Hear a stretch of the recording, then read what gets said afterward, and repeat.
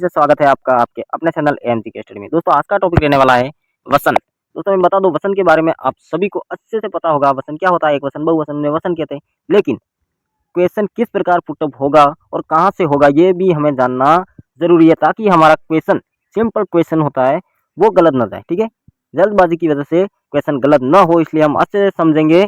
तो व्याकरण में वसन का अर्थ है साथियों संज्ञा। क्या है? संज्ञा, अर्थात जिससे किसी विकारी शब्द की संज्ञा का बोध होता है उसे ही हम वसन कहते हैं। ठीक है, विकारी शब्द यानी एक है या एक से अधिक है उनका बोध होता है तो वो एक वसन बहुवचन में गिने जाएंगे। ठीक है ना, देखते हैं साथियों। देखो, शब्द के जिस रूप में एक अथवा अनेक होने का बोध होता है उसे ही हम वसन कहते हैं। वसन हिंदी में दो प्रकार के होते हैं, कौन कौन सा? ए और बी, यानी ए से मतलब एक वसन, बी से मतलब बहुवचन। ठीक है साथियों, ये दो ही वसन है और तो कोई है नहीं। आपके दिमाग में हो तो कमेंट जरूर कर दीजिएगा। ठीक है साथियों, और देखते हैं ट्रिक।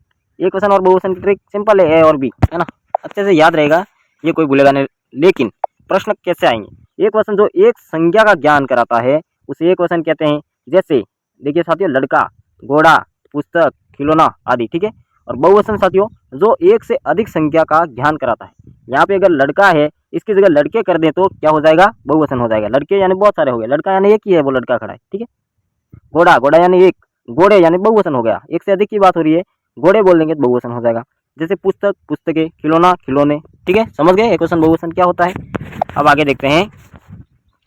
सामान्यतः एक वचन संज्ञा, एक वचन सर्वनाम एवं एक वचन विशेषण और एक वचन क्रिया आदि शब्दों के रूपों को बदलकर बहुवचन के रूप में बदला जाता है। जैसे ये ध्यान में रखना है साथियों, अगर आपको परिवर्तन का क्वेश्चन आ जाए यानी एक वचन को बहुवचन बनाइए और ऑप्शन दे देगा, जैसे 4-5 ऑप्शन। ठीक है, माता लिखा हुआ है, एक वचन है माता, इसको बहुवचन बनाइए या परिवर्तन कीजिए। ठीक है, तो आप क्या करोगे? उसमें ऑप्शन होगा माता, माताएं, मातृ या जो भी, चार, हम ABCD 4 ऑप्शन होगा। तो उसमें ये अच्छे से आपको पता होना चाहिए, ए लग रहा है और ऊपर चंद्र बिंदु लग रहा है। ठीक है, ये ऐसा ही शब्द आ जाएगा माता ए, लेकिन चंद्र बिंदु ऊपर नहीं हो तो वो रॉन्ग हो जाएगा। इसलिए आपको पढ़ना जरूरी है, समझना जरूरी है। ठीक है साथियों, देखते हैं एक वचन का बहुवचन कैसे बनता है।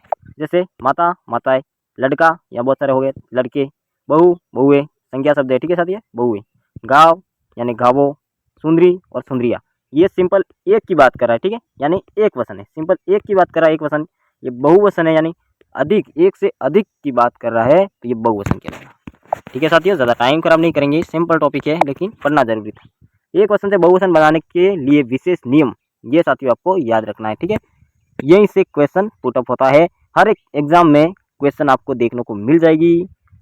ठीक है ना, किसी भी एग्जाम में अगर ये हिंदी का टॉपिक लग रहा है तो यहाँ से क्वेश्चन आएगा ही आएगा। देखते हैं, यदि शब्द के अंत में क्या है? आ हो तो बहुवचन बनाने के लिए आ के स्थान पर क्या लगेगा साथियों? ए। ठीक है, ए कर देंगे। कैसे? देखते हैं उदाहरण के तौर पे।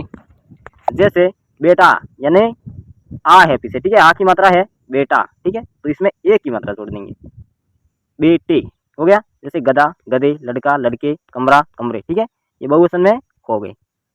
क्या परिवर्तन हुआ? आ से ए। ठीक है, आ था वहाँ ए लगा दिया, बहुवचन में हो गए।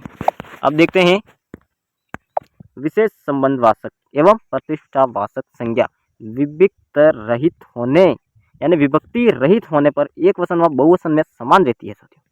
द्रव्यवाचक संज्ञा भी एक वचन व बहुवचन में समान रहती है, ये याद रखना है। ठीक है साथियों, जैसे देख लेते हैं, जैसे दूध है, एक वचन और बहुवचन में समान रहेगा।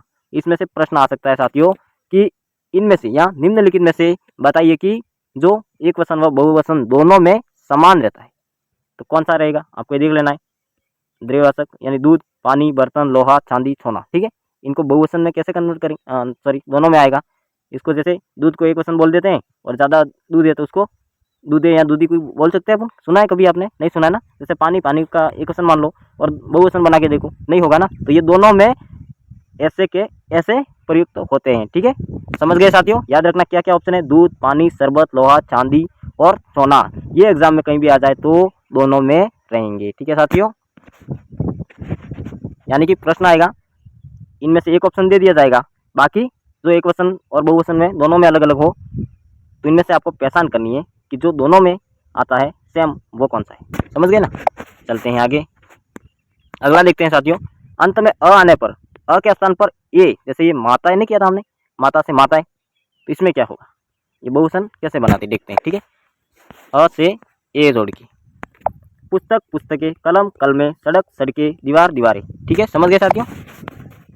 ये भी देख लीजिए साथियों, बहुत इंपॉर्टेंट है। शब्द के अंत में ई आने पर उनके स्थान पर ई करके या जोड़ने से बहुवचन रूप बन जाता है। कैसे बनता है देखते हैं।